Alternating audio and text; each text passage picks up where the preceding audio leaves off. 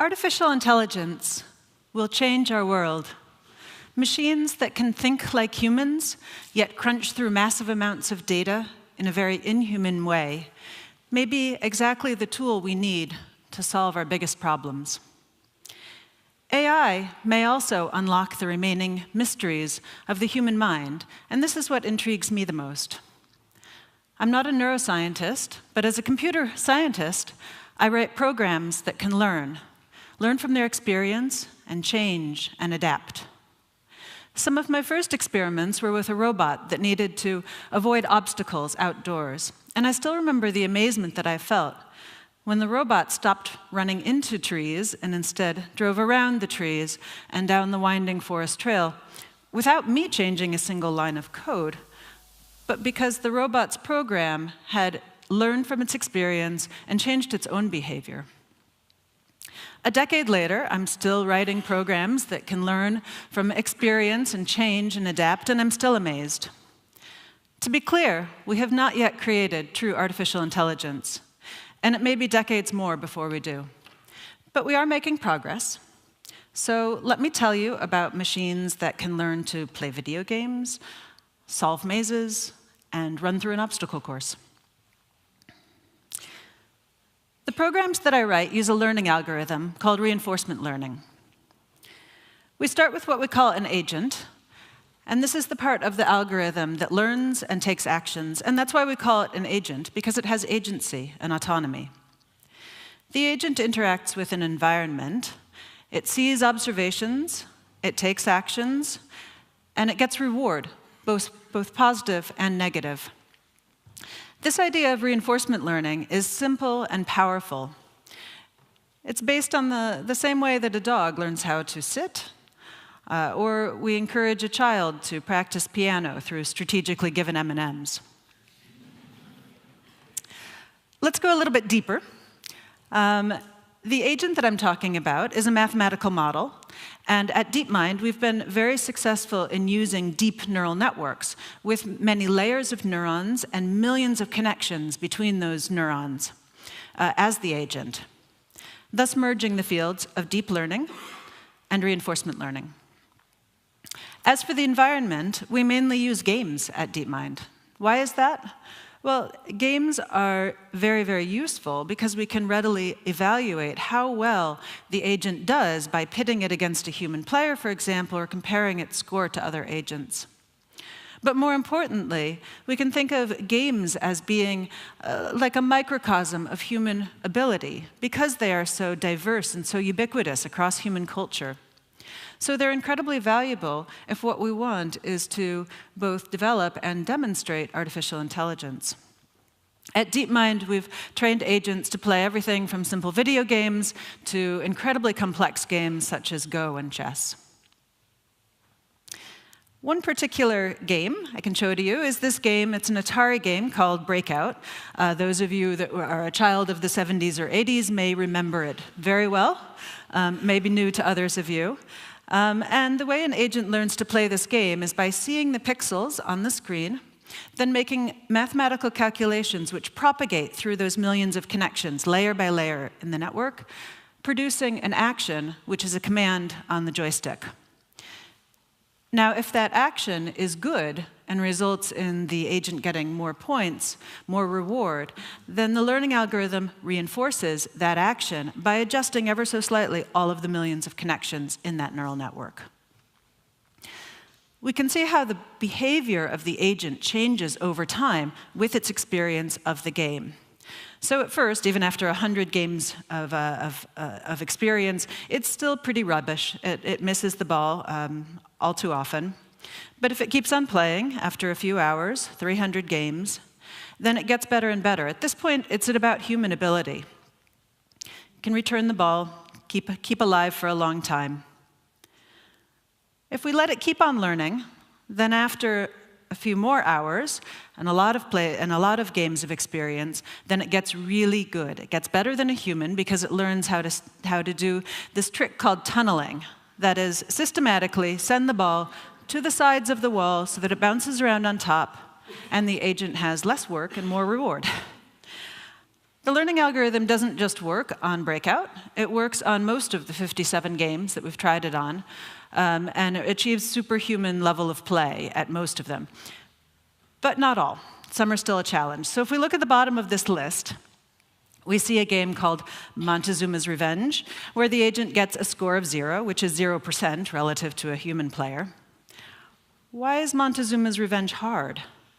Well, when I look at this game, I immediately infer that my actions are going to control the little dude in the middle with the hat, that ropes are for swinging and ladders for climbing, that the skull at the bottom is probably bad, and that the key, especially since it's golden, is probably good.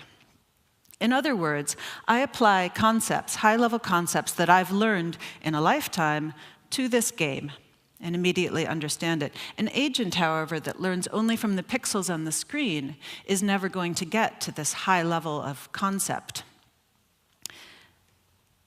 My colleague Sasha Vejnevets had the insight that this game could be solved if we could break it into simpler problems. For instance, if we could say, jump across the gap, get to the ladder, get past the skull, and pick up the key, then maybe this would be a solvable problem. And if you think about it, that's what a teacher does. A good teacher breaks down a hard problem into simpler problems that a student can learn. So we developed an architecture that involves training 2 neural networks, 2 agents at the same time from the same game. One of them, we call it the teacher, produces those sub-problems, learns what good sub-problems are, and sends them to the student. The student actually takes the actions, controls the joystick, tries to maximize reward in the game, but also tries to do what the teacher tells it to. And even though these 2 agents are only trained from those same pixels on the screen and with no other information, the structure allows strategy and communication to emerge over time, and we end up being able to learn how to play the game. If we look at how the agent plays now, it's still not as good as a human. My 10-year-old son would not be impressed, I think. But it is managing to move around the screen. It's managing to get through. It even manages to pick up the sword, an important piece, before dying. So we are making progress.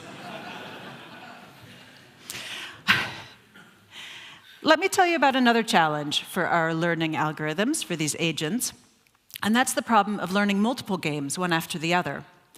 We humans have a seemingly limitless capacity to learn games one after the other. We learn to play piano, we learn to play poker, we learn to play ping pong, all without forgetting how to ride the bike that we learned before any of those.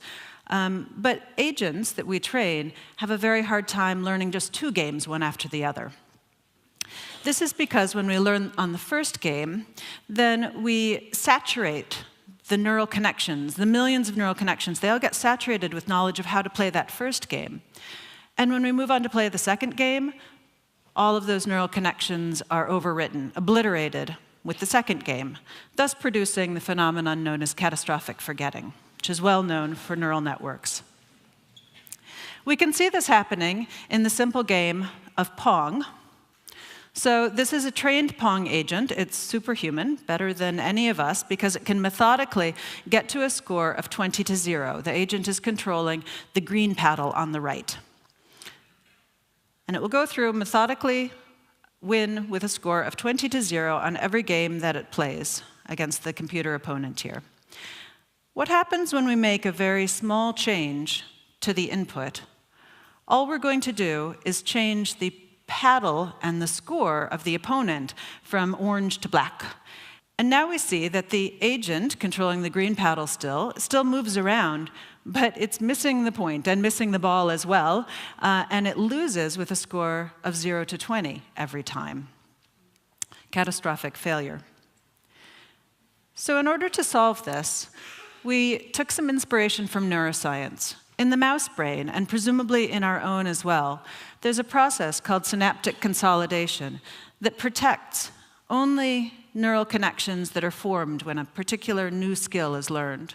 And we developed an algorithm where after training on a game, we automatically identify and protect only the neural connections that are most important for that skill on that game.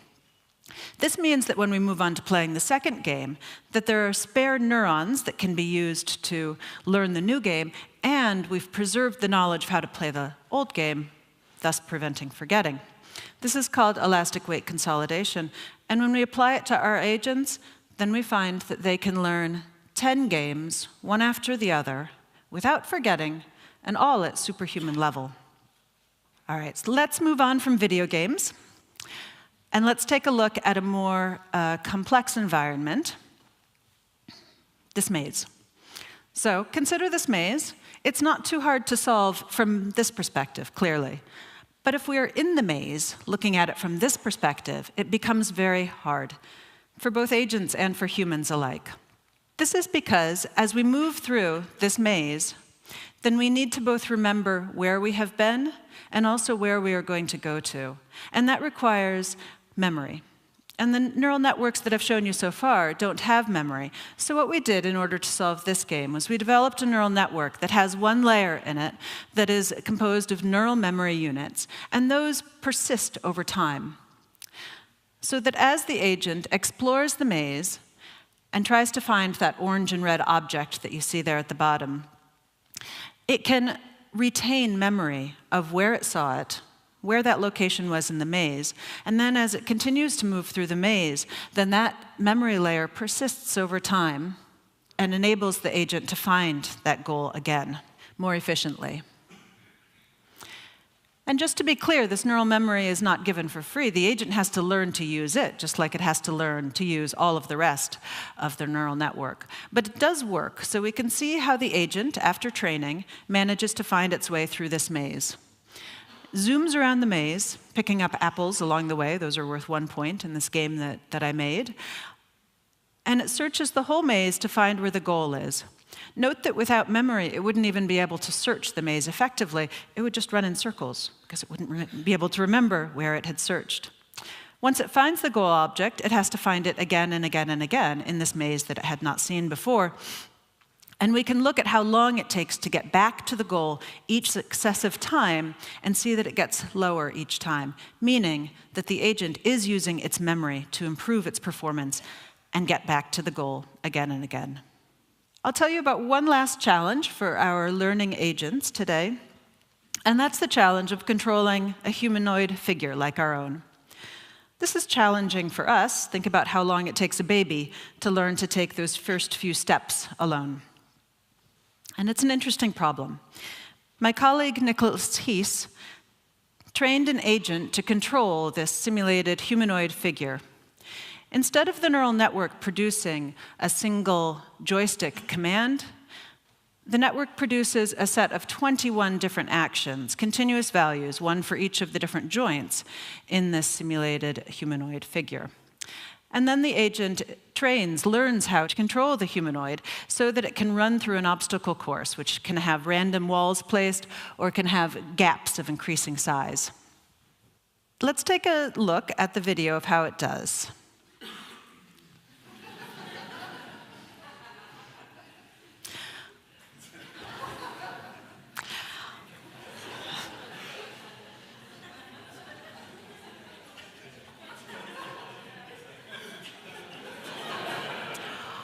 All right.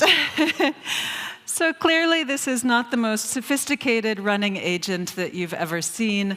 You may think that it is awkward or inhuman-like or simply funny, the way it controls the body, and particularly those arms. But keep in mind that this agent has never been asked to do anything with its arms, like juggle or carry a full pint glass, nor has it ever seen any human examples to emulate, nor has it undergone the merciless scrutiny of its peers.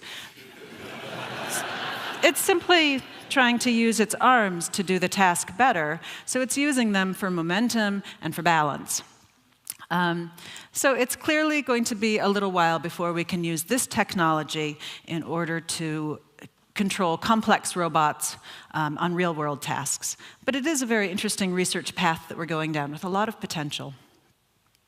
And where, you may ask, is this path actually going to lead us? And why are we trying to solve artificial intelligence at DeepMind? I can give you 3 reasons, personally. So the first reason, as a computer scientist, I just am fascinated by the challenge of how we write programs that can actually learn and change themselves and gain intelligence through interactions with a complex world. The second reason is, as a human, I am deeply curious about how we work, and AI may be exactly the platform we need to probe those mysteries of how does a baby learn to stand up and walk? How does a 10-year-old master a video game? How does a 40-year-old navigate through an urban maze day after day without getting lost? How does an 80-year-old remember a lifetime of experiences? And lastly, as a human on this planet, like all of us, I am incredibly optimistic that artificial intelligence may be the powerful tool that we need to solve our problems, to cure disease, to ease inequality, or to save a warming planet. Thank you.